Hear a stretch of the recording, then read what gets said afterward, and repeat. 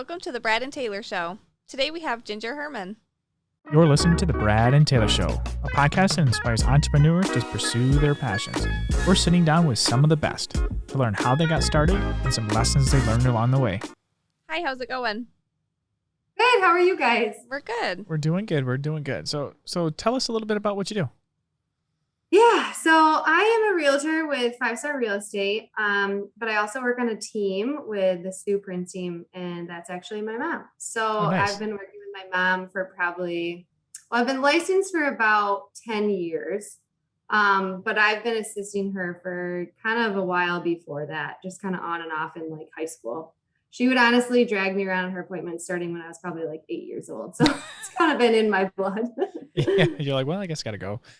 Yeah, I have to. That's awesome. So you said you started when you were younger. Like what, did you want to do anything else, or did you just like, I'm just going to go right into real estate? I honestly had no idea what I wanted to do. I decided to go to college after high school, was undecided, I think for a couple of years, finally decided on a marketing degree. But my first year of college, I decided I'm going to get my license just to pay my way through college because I thought, well, I already have a lot of knowledge. My dad was a builder. My mom was a realtor. So I'm like, okay, I kind of know the industry. I'll just get my license. And ended up really enjoying it and being good at it. So I was like, okay, I think this is kind of a good fit. Yeah.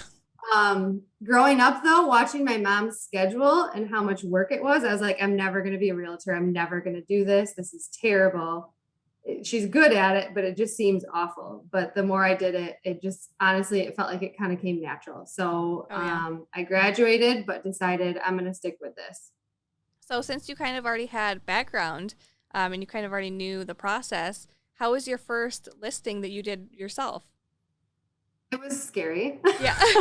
Even though I knew a lot, I mean, I'm pretty sure, I think my mom came along with me. If she didn't, I would have been surprised. The first year, I just stuck very close with her of having her look over all of my contracts before I sent anything in. It was kind of this like nervous jump to, I was looking over her work and just doing her admin, and now it's all on me. Yeah. Which was a bit scary, but it still went really good. I think having enough background is what I did. Even the questions that I couldn't answer, I would just call on her. I always shared with clients like, hey, I'm assisting you and I'm doing this, but I have this business partner who happens to be my mom and she will also be there to help us. So it kind of worked out well. It was a good transition. Yeah. So when did you actually get licensed then? You said you were in college. How old were you when you got your license?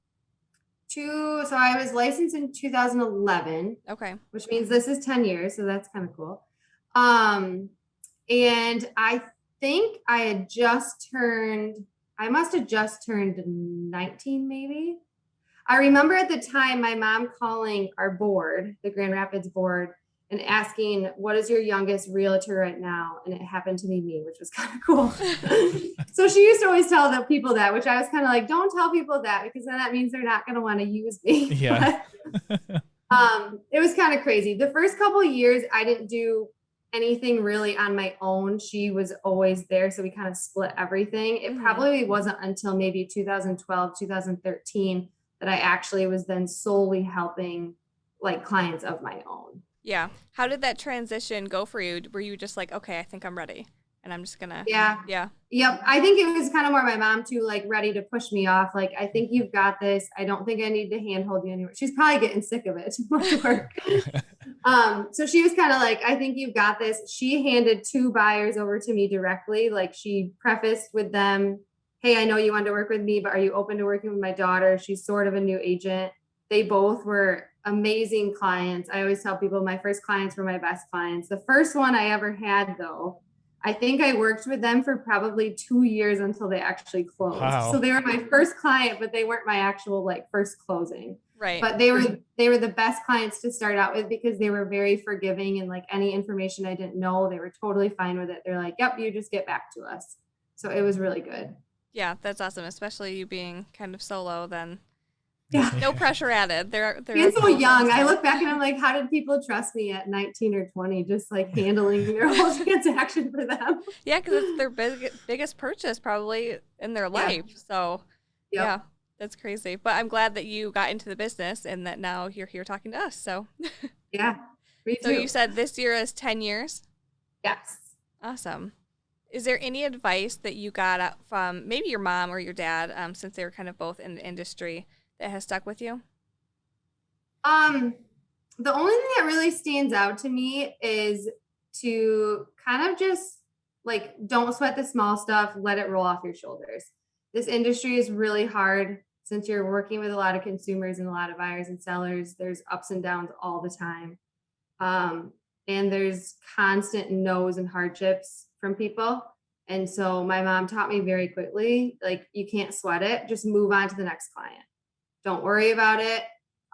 You can like feel sad about it for a day or two that you lost out the business or something canceled or whatever, but you got to move on, because if you keep dwelling on that, it's going to consume you, especially in this industry of commission based stuff. I mean, every time you have a no, it's more of a no of like, oh, where's my next paycheck coming from? Not necessarily like I just lost sale.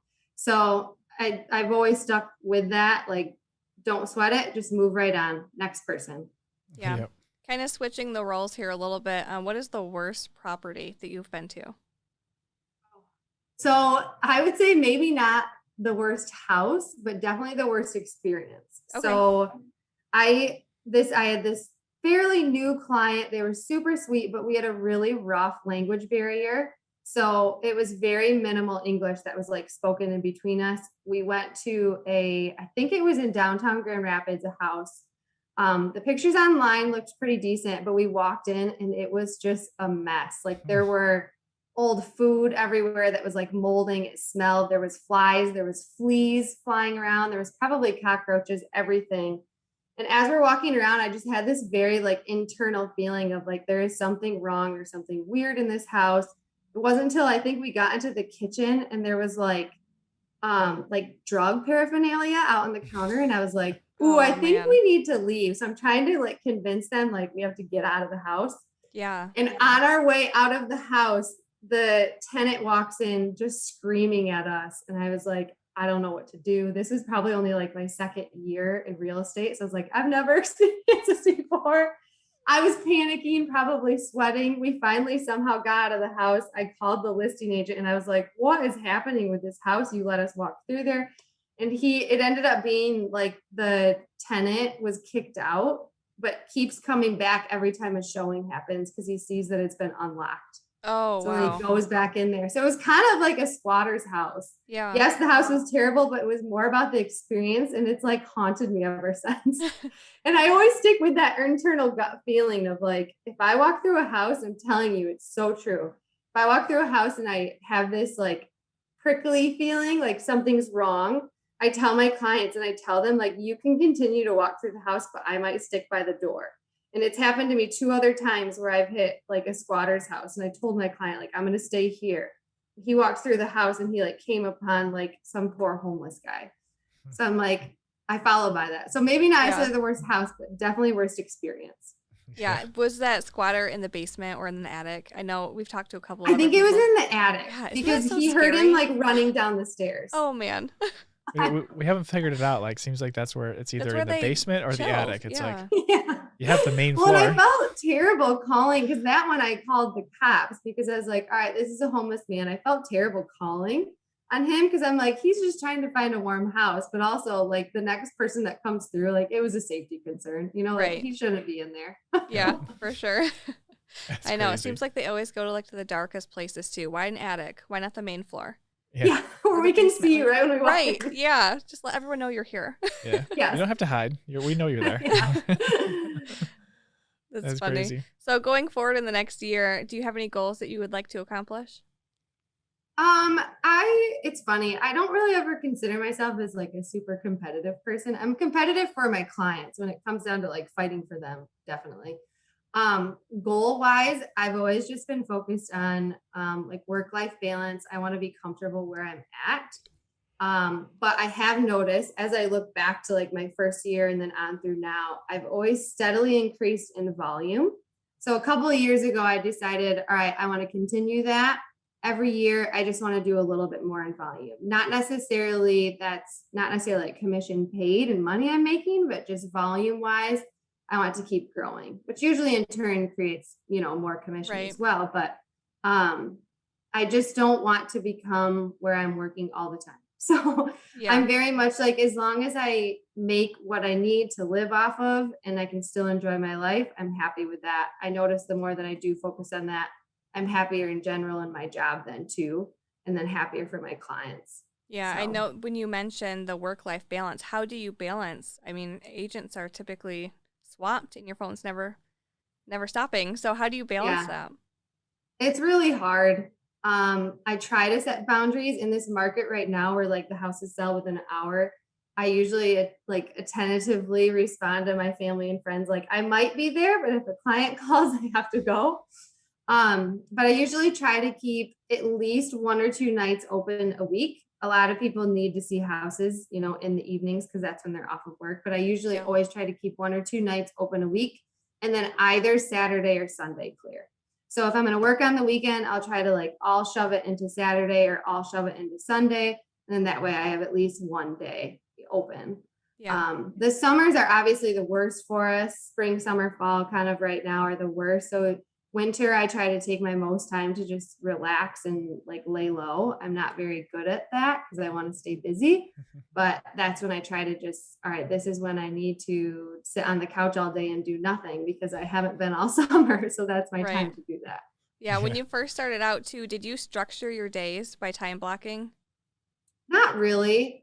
It was kind of heavily taught to us that you need to do that. Yeah. I think I more just naturally did that. Like since I started this business, the first thing I do is sit up and pull up my email and I just go through all of my emails from the previous day or any that have just been like left in the inbox, like need to be dealt with. I kind of always start there. And then that just kind of takes me into the rest of the day. I find that if I try to time block, any for whether it's calls or emails or whatever, it just never goes as planned. And then I end up feeling really like down in the dumps for not making it happen. Yeah. So I kind of kicked that out because I'm like, it's just making me feel worse. So yeah, I just always start in the morning, email, unanswered texts or voicemails, and then just kind of go from there. Awesome. If you could start over today with all the knowledge that you have today, is there anything that you would do differently? I think the biggest thing I would do is focus on past future clients or just like my sphere in general. Right now I heavily focus on past clients and current clients. So I send out maybe like 5 to 10 cards a week to past clients, whether it's just like, hey, how you doing? Or happy, I don't know, third anniversary in your house or whatever it is. So I really focus on that. I drop off random gifts to people all the time, whether it's like flowers or client just had a baby, that kind of stuff. And that has really built my referral based business instead of having to do like paid leads or anything like that. So I think I would have hit that harder when I first started this business with like friends and family. Especially starting out in college, because that was like the perfect time. I should have just like really hit all of my college friends because they're going to get out of college. They're probably going to start like looking for houses or they just got a full-time job. So they're going to look for houses. I got some of business off of that, but I look back and I'm like, I really should have stressed more about putting that effort into those people. Not necessarily just to gain their business. You want to create relationships, but I think that's just a big part of our business is referral base. Yeah. So For sure. Yeah, and building that relationship is huge. So I like the fact that you are doing it a little differently and going out of your way to do those little personalized gifts. That's awesome. So go ahead. Sorry. I was gonna say, is there any business books that you've read that you could recommend? I love reading, but I hate reading like motivational books.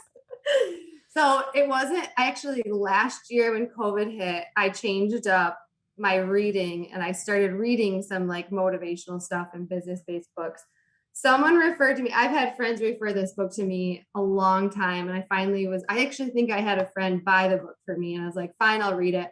It's The Best Yes by Lisa. I think it's Turkhurst. I think that's how you pronounce her name. I am a people pleaser. I say yes to everyone. And so that book was literally teaching you how to say no and when it's right to say no, and like being internally okay with saying no to someone.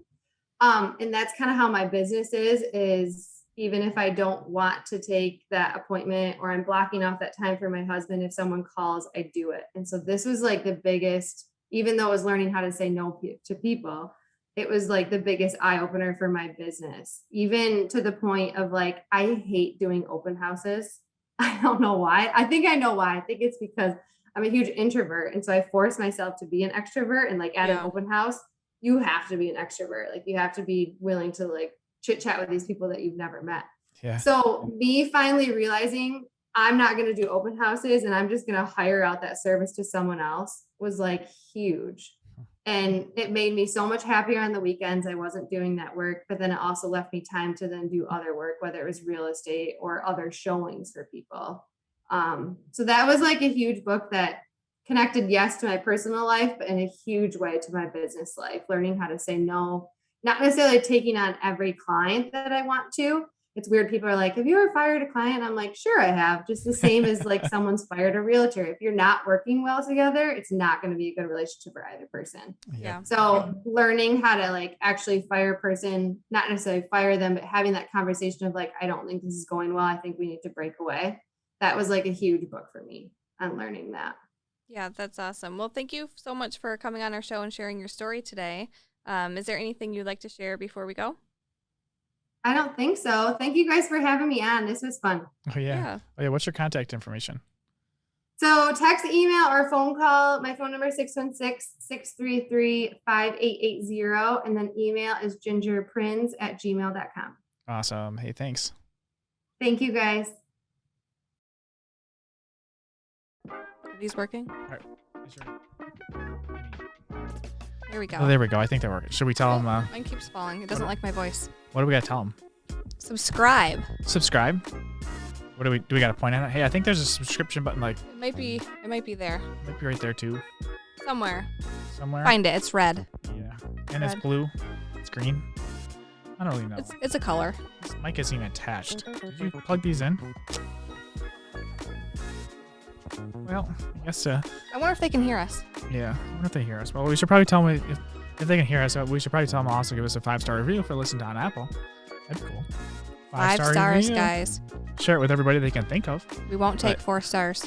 I mean, Taylor, I don't even think these are on. I mean, I don't think this is working. This is not working.